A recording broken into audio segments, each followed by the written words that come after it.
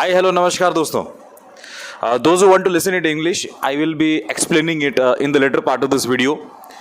दोस्तों आपको पता है कि अब एग्जामिनेशन जो है वो काफ़ी नज़दीक है. वो पता नहीं कब होगा बट पक्का होगा. और लोग अक्सर मात खाते हैं और जिनको तकलीफ़ होता है मैथमेटिक्स पे, बेसिकली ये क्वांटिटेटिव एप्टीट्यूड होता है और उस पर आज चर्चा करेंगे. मैं आज आप सभी को दो टॉपिक्स के बारे में बताऊंगा जिसको मैंने कवर किया था और मैंने अपना बेसिक्स स्ट्रॉन्ग किया था और उसके बाद मेरे में फ़र्क दिखा. उसके बाद मैंने काफ़ी सारे चैप्टर्स को एवी ही उड़ा दिया. तो दोस्तों बिल्कुल मैं आपको बताऊंगा वो दो चैप्टर्स क्या है जिसको आपको डिटेल में और विस्तार रूप में आपको कवर करनी चाहिए. अगर ये दो चैप्टर आपने कंप्लीट कर दिया तो मान के चलिए कि आपने मैथ्स ही कंप्लीट कर दिया. सबसे पहले तो आपको समझना है कि प्रीलिम्स में जो पूछा जाता है वो क्वांटिटेटिव एप्टीट्यूड होता है, वो मैथ्स नहीं होता है. मैथ्स में तो फिर आप समझ सकते हैं कि ट्रिगोनोमेट्री आ जाता है, ज्योमेट्री आ जाता है, तो फलाना ढिमकाना आ जाता है. लेकिन क्वांटिटेटिव एप्टीट्यूड में एप्टीट्यूड क्वेश्चंस होते हैं और ये क्या होता है मैं आपको फर्क समझाऊंगा.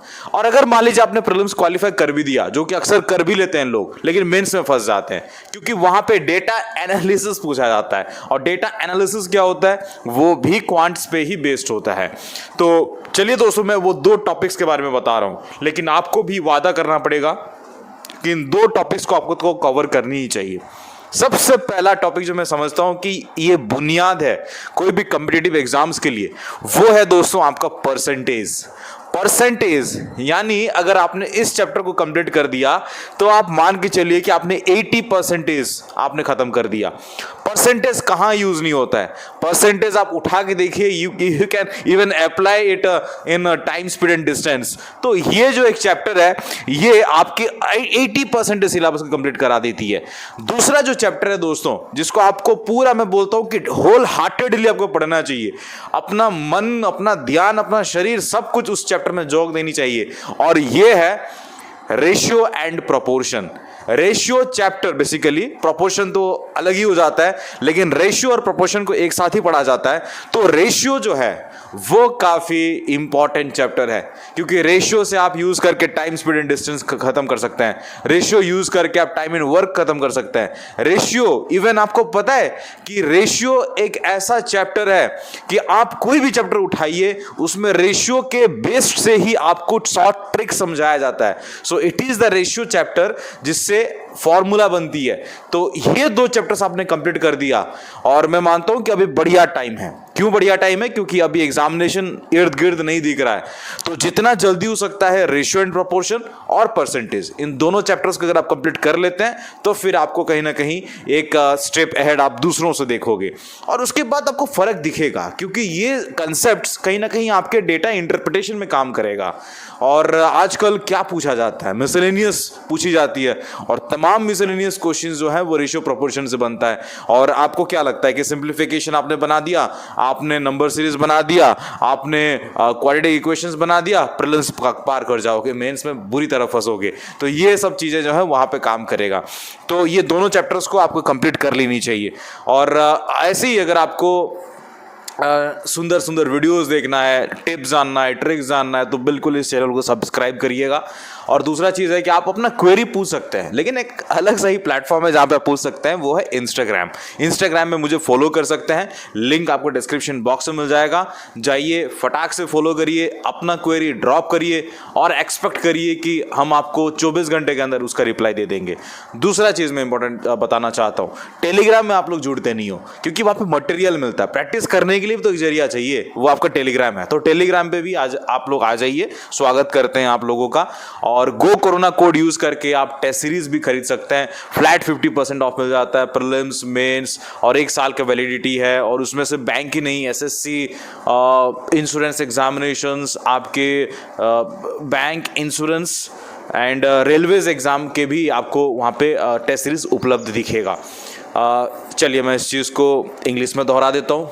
Guys, let me tell you that whosoever qualifies the banking exam or specifically banking exam, he should go through these two chapters. The first one being percentage, because percentage builds the foundation for your quantitative aptitude, which is often asked in the preliminary examinations of many banking exams, right? Now people are in a dilemma, and they are in illusion. They think that yeah, we can qualify prelims because there are chapters like simplification, approximation, quadratic equation, and all these chapters will make us sail our boat through prelims and enter into the mains exam.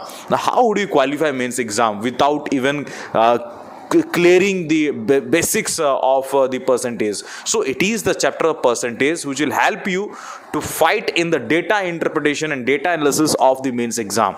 The second chapter being ratio and proportion. Guys, why am I giving stress to these two chapters?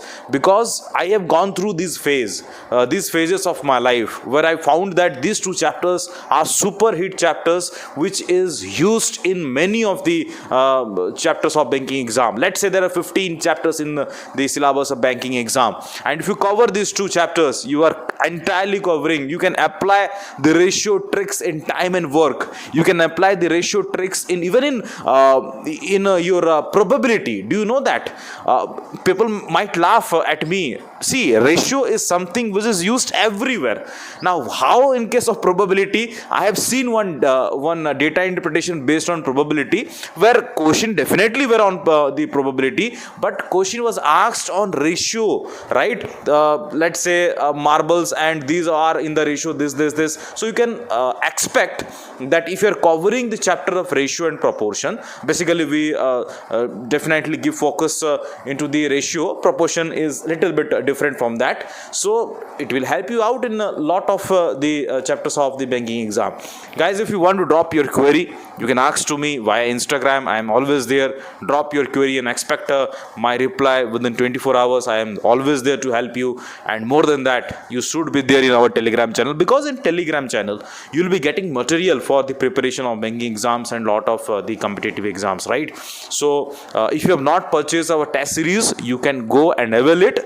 There is a coupon code called Go Corona. You can use it, and there will be flat 50% off in the test series of Student Farmaish. You will be getting 1 year validity for the same. The prelims, mains of banking, SSC, railway and insurance exams, all are covered in that entire plan. So I believe that you will be definitely subscribing that package also.